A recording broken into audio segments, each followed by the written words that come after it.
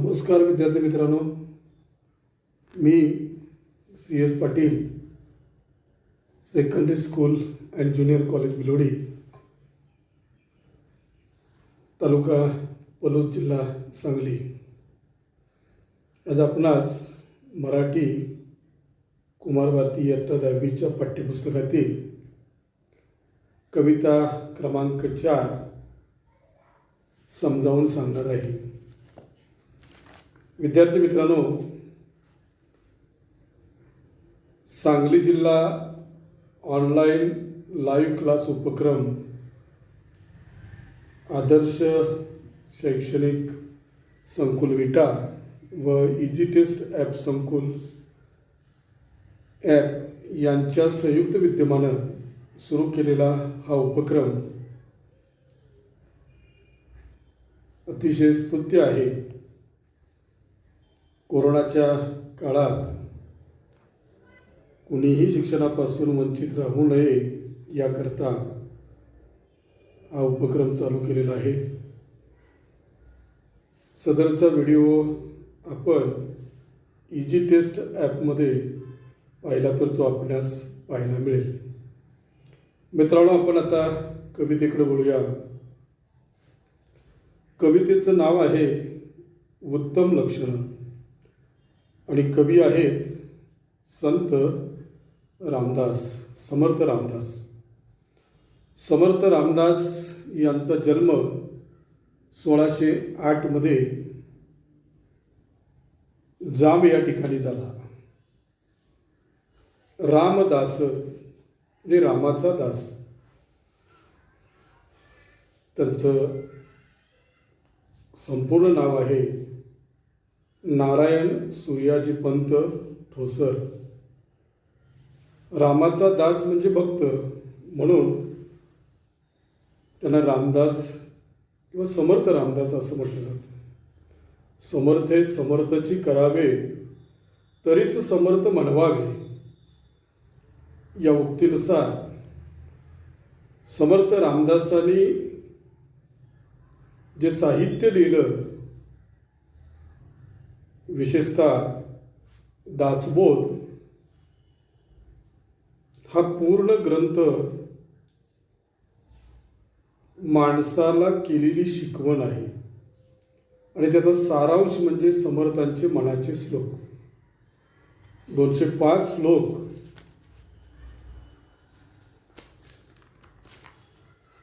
समर्थांनी भरपूर असं लिखाण केलेलं आहे. संत कवी आहेत. त्यांनी टीका ग्रंथ, स्फुट प्रकरण, आख्यान काव्य, करुणाष्टक, उपदेशपर रचना, अभंग, पदे, भोपाळ्या, आरत्या, स्तोत्रे असं विविध प्रकारचं वाङ्मय त्यांनी निर्माण केलेलं आहे. आपल्याला माहिती आहे आता येऊ गाठलेला सण गणेश चतुर्थी. गणेशाचं आगमन होणार आहे. या गणेशाच्या वेळेला आपण नेहमी आरती म्हणतो, सुखकर्ता दुःखहर्ता. ही आरती देखील समर्थ रामदासांनी लिहिलेली आहे. मानवाच्या जीवनातील दुःख दूर व्हावं, सर्व गणांचा ईश तो गणेश, त्याच्याजवळ प्रार्थना केलेली आहे. समर्थ रामदासांच्या काव्याचं वैशिष्ट्यच मुळात आहे ही सामाजिक जाणीव, समाजाच्या नैतिक आणि आध्यात्मिक उन्नतीविषयी अखंड जागरूकता आणि अतीव तळमळ ही समर्थ रामदासांच्या काव्यामध्ये आढळते. श्रीमद दासबोध ही त्यांची संपूर्ण स्वतंत्र कृती आहे. त्यातून त्यांचा व्यासंग, चिंतन, समाजाचे व जनरीतीचे त्यांनी केलेले सूक्ष्म अवलोकन प्रत्ययाला येते. श्री मनाचे श्लोक हे त्यांचे अत्यंत लोकप्रिय असणारे आणि सर्वतोमुखी असणारे काव्य आहे. मित्रांनो, महाराष्ट्र ही संतांची भूमी आहे. गेली अनेक शतकं ही संत परंपरा महाराष्ट्रामध्ये अखंडित चालू आहे. संत ज्ञानेश्वरांपासून ते अलीकडच्या काळातील संत गाडगेबाबांपर्यंत ही परंपरा अखंडित चालू आहे.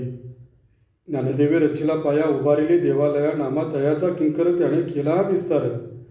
जनी जनार्दनी एकनाथ स्तंभ दिला भागवत, तुका झालाचे कळस भजन करा सावकाश. या संतांनी आपल्या साहित्यातून समाज उद्धाराचं कार्य केलं. आजही संतांची शिकवण जर का आपण आत्मसात केली, म्हणजे ही शिकवण करता चित्ती सकळ सुखे ओळंगती. समर्थांनी या दासबोधामध्ये जे लिहिलेलं आहे, आता आपल्याला अभ्यासकाला असणारा उत्तम लक्षण हा जो पाठ आहे तो श्रीमद दासबोधातील 2ऱ्या दशकातील 2रा समास आहे. दासबोधामध्ये एकूण 10 दशक 200 समास एका ठिकाणी म्हटलेलं आहे. दासबोधामध्येच 10 दशक 200 समास मनन करत्यास विशद परमार्थ होतो.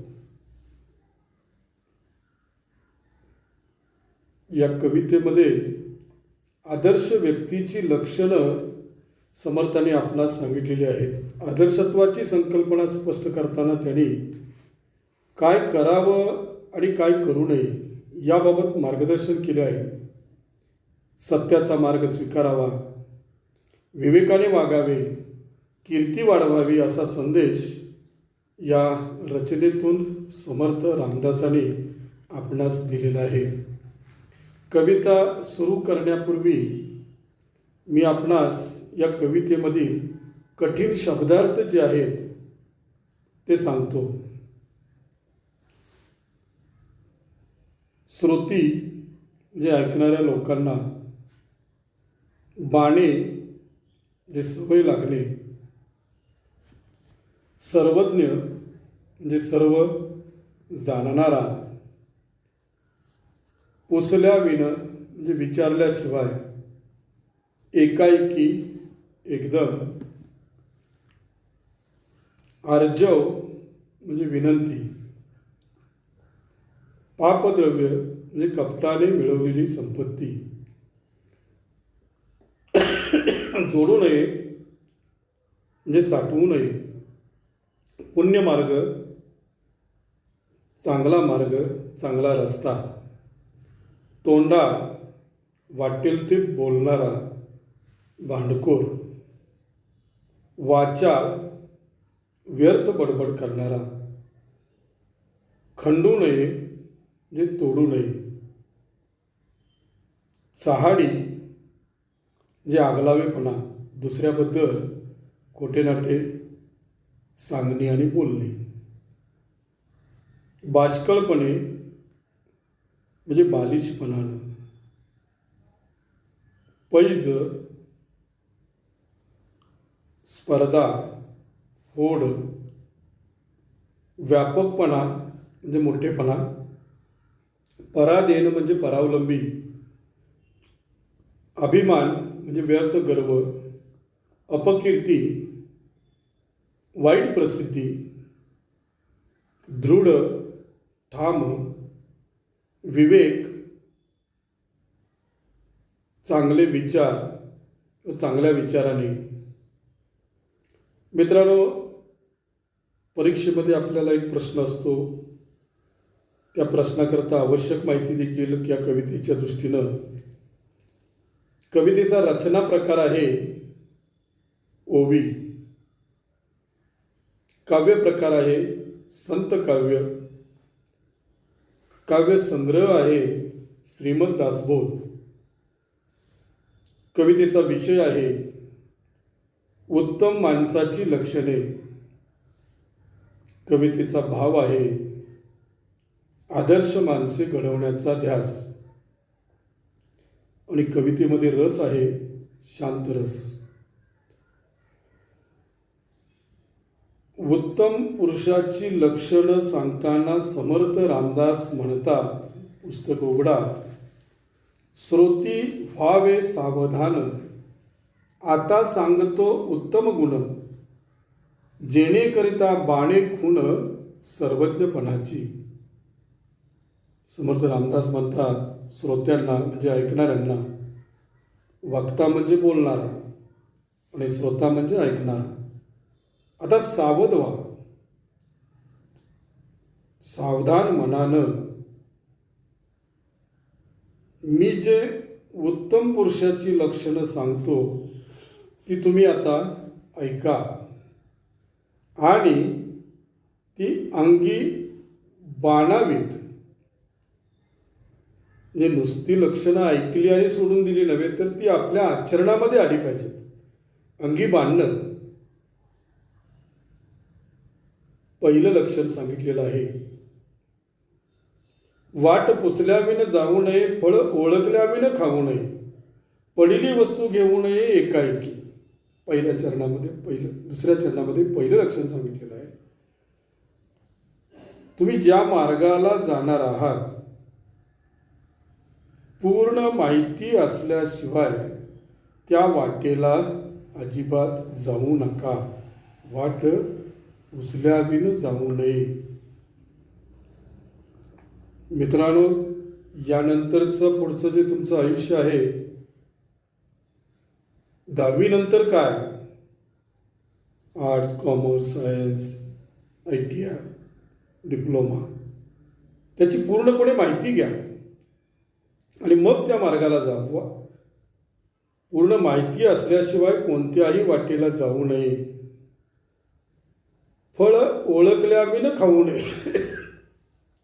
कोणतंही फळ ते ओळखा, जाणून घ्या, त्याचं अंतरंग जाणून घ्या. म्हणजे त्याचे गुण ओळखल्याशिवाय, फळ ओळखल्याविन म्हणजे त्याचे गुण माहिती असल्याशिवाय खाऊ नये. जर का खाल्ले तर अपाय होऊ शकतो. आणि पुढं सांगितलेलं आहे, पडिली वस्तू घेऊ नये एकाएकी. काळ बदललेला आहे. वाटेवरती कुणी काय ठेवलं असेल सांगता येत नाही. अनेक वेळेला पोलीस लोक देखील सांगतात पडली वस्तू अजिबात घेऊ नका. समर्थ रामदासांनी 400 वर्षापूर्वी हे सांगितलेलं आहे.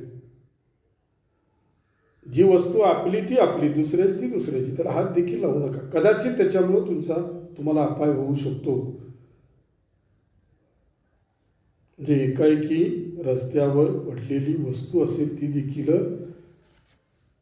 उचलू नका. जनी अर्जव तोडू नये, पापद्रव्य जोडू नये, पुण्यमार्ग सोडू नये कदाकाळी.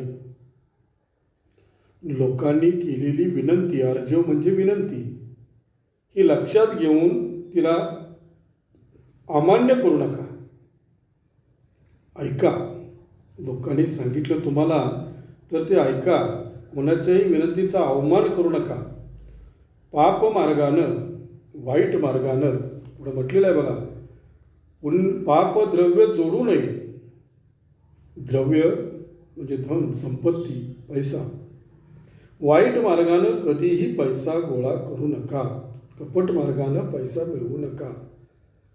जोडून या धन उत्तम व्यवहारे, उदास विचारे वेच करी, असं संत तुकारामाने सांगितलेलं आहे. उत्तमाच्या मार्गानं, टेबला खालून टेबलावरून, याची मुंडी मुरगाळून त्याची मुंडी मुरगाळून, दुसऱ्याचं ओरबडून घेऊ नका. ओरबडून घेतलं की ते पापाचं धन आहे. आणि पापाचं धन, पैसा हा पैशाच्या मार्गाने जात असतो. समाजामध्ये उदाहरणं तुमचे पालकांना विचारलं सांगतील, कोणाच्या मुंड्या मुरगाळून घेतलेली पैसा कधी शिल्लक राहत नाही. धन म्हणजे लक्ष्मी. अवधसा आणि लक्ष्मी दोन्हीही सारख्याच आहेत.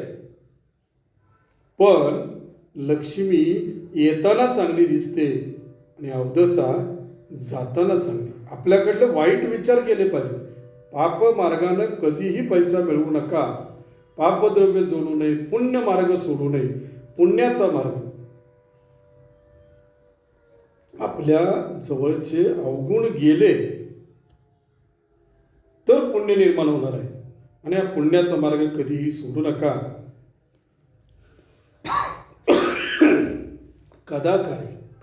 कधीही सोडू नका. पुढच्या चरणामध्ये सांगितलेलं आहे, तोंडाळासी भांडू नये, वाचाळासी तंडू नये, संत संग खंडू नये, अंतर्यामी. अंतर्यामी म्हणजे अंतरंगामध्ये, मनामध्ये, आपल्या मनामध्ये नेहमी लक्षात ठेवायचं. आदर्श माणसाची लक्षणं, उत्तम पुरुषाची लक्षणं सांगितली.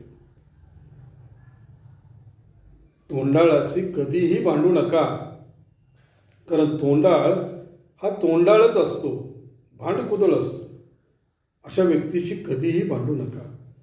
आपण म्हणतो बघा, घाणीत दगड टाकला तर घाण आपल्या बरोबर आहे आपल्या अंगावरच सोडणार आहे.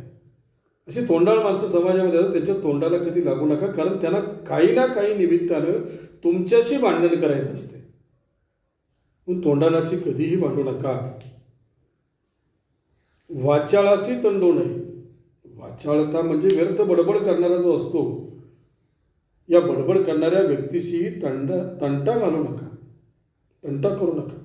सज्जनांची संगत कधीही सोडू नका. संत संग खंडू नये, अंतर्यामी.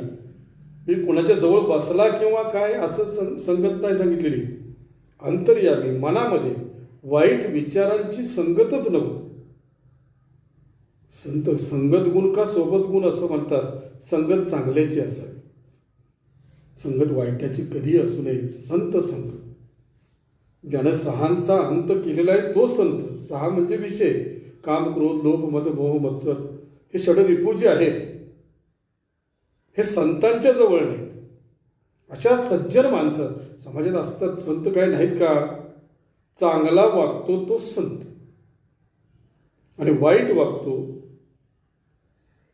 तो राक्षस. ही न विचारायचं. अशा संतांची संगत कधीही सोडू नका. अंतरंगामध्ये देखील ती संगत आपले असावी. म्हणजे वाईट विचार जवळ येऊ देऊ नका. पुढच्या कडव्यामध्ये सांगितलेलं आहे, आळसे सुख मानू नये, चहाडी मनास आणू नये, शोधल्या विन करू नये कार्य काही. आळसाचं सुख मानू नका. मुळात आळसात सुख नसतंच. आळसे कार्यभाग नासतो. काम नेहमी करत राहा. काम करा. आत्ताचा काळ आहे, शाळा नाही, घरात निवांत बसून आहे, तासनतास एका विषयाचा ऑडिओ बघून झाला की पुन्हा आपलं दुसरंच चॅटिंग चालू असते. लोळत पडलेला असतो पलंगावर कुठेतरी. आळसामध्ये सुख मुळात नाहीच. आळसी सुख मानू नये, चहाडी मनास आणू नये. लावालावी आगलावेपणा जो आहे हे मनात देखील आणू नका. दुसऱ्याबद्दल खोटं नाटं मनात देखील आणू नका. कोणाला सांगू नका. संपूर्ण शोधल्याशिवाय कोणतंही काम करू नका. आणि हातात घेतलेलं काम कधीही अर्धवट टाकू नका. शोधिल्या विन करू नये कार्य काही. शोध घ्या, बोध घ्या आणि मगच त्या कामाला हात तुम्ही घाला. कोणाचा सभेमध्ये लाजू नये, बाष्कळपण बोलू नये, पैज होड घालू नये काही केल्या. फार महत्वाचा संदेश दिलेला आहे. सभेमध्ये म्हणजे लोकांच्या समूहासमोर बोलण्यासाठी कधीही लाजू नका. तुमच्याजवळ जे ज्ञान आहे ते ज्ञान इतरांना द्या. ज्ञान दिल्याने ज्ञान वाढते. आपणास जे जे ठावे ते ते इतरांशी सांगावे. शहाणे करून सोडावे सकळ जग. आपल्याजवळ जर का ज्ञान असेल तर ते इतरांना द्या. सभेमध्ये लाजू नका. योग्य ते ज्ञान द्या. सभेमध्ये लाजू नये, बाष्कळपणे बोलू नये. आपल्याला जे माहिती आहे त्याच्याबद्दल थोडं बोला आणि जे माहिती नाही त्याच्याबद्दल अजिबात बडबड करू नका. बाष्कळपणानं बोलू नका. पुढं म्हटलेलं आहे की पैज होड घालू नये काही केल्या. कोणाशीही शर्यत करू नका. पैज करू नका, होड करू नका. मित्रांनो, महाभारतातला एक दाखला आहे, लक्षात घ्या. ही पैज आणि होडीमुळं काय होतंय.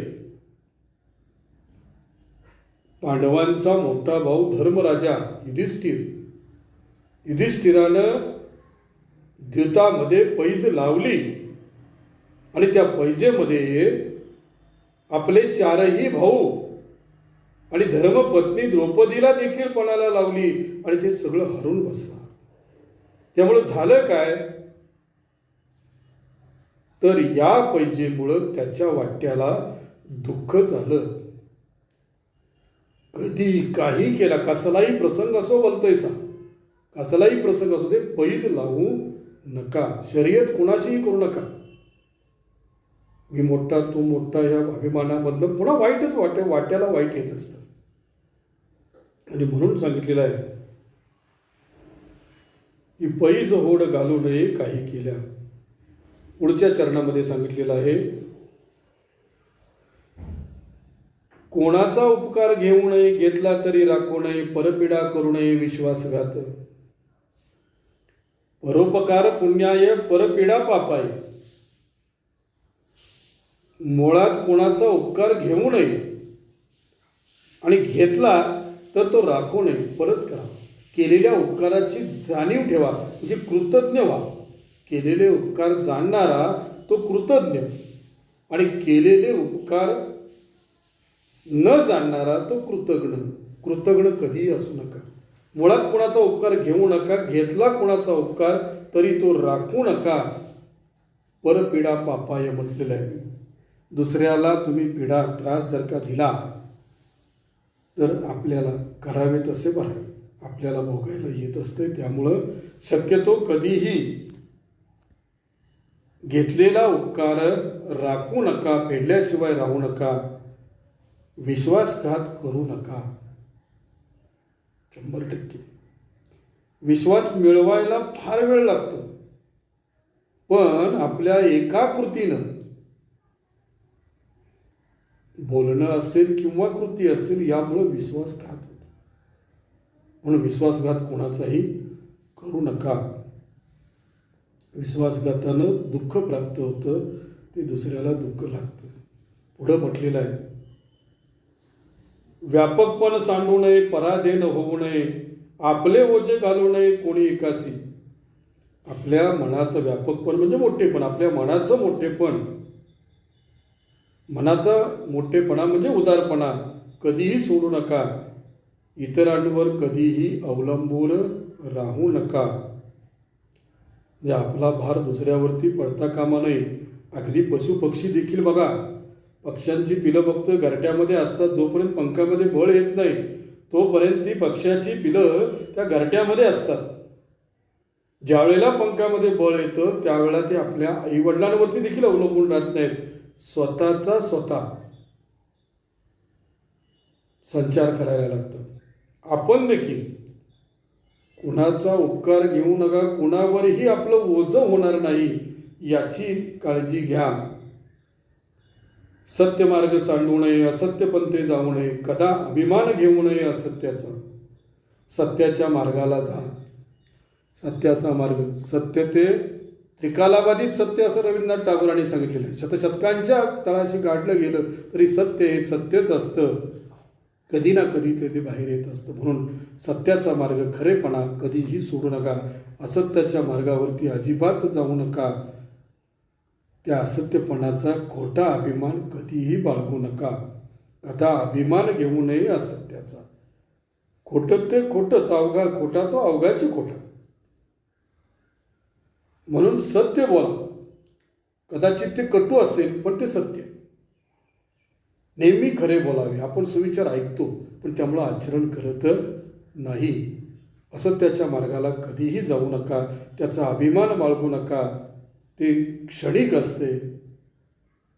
पुढच्या ओळीमध्ये सांगितलेलं आहे, अपकीर्ती ते सांडावी, सत्कीर्ती वाढवावी, विवेके दृढ धरावी वाट सत्याची. अपकीर्ती सांडावी म्हटलेलं आहे. आपली सत्कीर्ती वाढवावी, अपकीर्ती ते सांडावी. आपल्याकडे जे वाईट गुण आहेत ते वाईट गुण विवेकातनंच बाजूला सारायचे आहेत. विवेक म्हणजे विचार वेगळे करा. विवेक, वेगळ्या पद्धतीनं विचार करा, तुम्हाला निश्चितच चांगला मार्ग सुचेल. अपकीर्ती ते सांडावी, म्हणजे आपल्याकडली वाईट विचार सगळे सांडून टाकायचे, सतकीर्ती वाढवावी, लोकांनी आपल्याला चांगलं म्हणेल असं आपण वागवायचं, म्हणजे आपली कीर्ती सत्कीर्ती व्हावी. विवेके दृढ धरावी वाट सत्याची, विवेकातून वागा, विवेकानं ठामपणानं सत्याची वाट धरावी असा संदेश या कवितेमध्ये सांगितलेला आहे. उत्तम पुरुषाची लक्षणं सांगताना पहिल्यापासून जर का आपण बघितलं तर वाट पुसल्याशिवाय जाऊ नका, योग्य मार्ग निवडा, कुठलंही फळ खाऊ नका, त्याचं अंतरंग जाणून घ्या. हे सगळं जाणणारा आहे तो उत्तम पुरुष. लक्षात घ्या, कोणाचाही विनंती जी आहे ती विनंती अवमान करत नाही, वाईट मार्गानं धन कधीही मिळवत नाही, तो उत्तम पुरुष. चांगल्या मार्गाला जो जातो, भांडखोराशी कधी तो भांडत बसत नाही, तोंडाळाच्या नादाला लागत नाही, नेहमी सत्याच्या वाटेवरती चालतो, आळसात सुख जो मानत नाही, कोणाचीही चहाडी लावालावी तो करत नाही, तो उत्तम पुरुष. सभेमध्ये योग्य ते ज्ञान बोलण्याकरता जो लाजत नाही, अविचारानं कधीही कुठेही पैज होड तो घालत नाही, तो उत्तम पुरुष. कोणाचाही उपकार घेत नाही आणि घेतला तरी तो राखत नाही, तो उत्तम पुरुष. मनाचा नेहमी मोठेपणा ठेवतो, उदारपणा कधी सोडत नाही, कोणावरही अवलंबून राहत नाही, स्वावलंबी बनतो, तो उत्तम पुरुष. सत्याचा मार्ग कधीही सोडत नाही, असत्याचा अभिमान कधीही मनामध्ये बाळगत नाही, स्वतःची सत्कीर्ती वाढवतो, अपकीर्ती होईल असं कोणतंही कर्म तो सांडून देतो, त्याला उत्तम पुरुष म्हणायचं आहे. मित्रांनो, ही उत्तम पुरुषाची लक्षणं आपण जर का नुसती आत्ता ऐकली, ही जर का अंगी मांडली, म्हणजे आपण आचरणामध्ये जर का आणली, ही शिकवण धरता चित्ती, समर्थ रामदासांनी सांगितलेलं एका ठिकाणी, ही शिकवण धरता चित्ती सकळ सुखे ओळंगती. सगळी सुख आपल्याला प्राप्त होणार, आयुष्याच्या वाटेवरती एका टर्नवरती आपण आलेलो आहे. लक्षात घ्या, इथून आपल्या आयुष्याला वळण लागणार आहे. ही सगळी शिकवण आपण अंतरामध्ये मानूया. विद्यार्थी मित्रांनो, या पाठाखालचा जो स्वाध्याय आहे, तो स्वाध्याय आपण आपल्या स्वाध्यायाच्या वहीमध्ये सोडवायचा आहे. तो स्वाध्याय आपल्या शिक्षकांना शाळा चालू झाल्यानंतर तो दाखवायचा आहे. अभ्यासामध्ये राहा.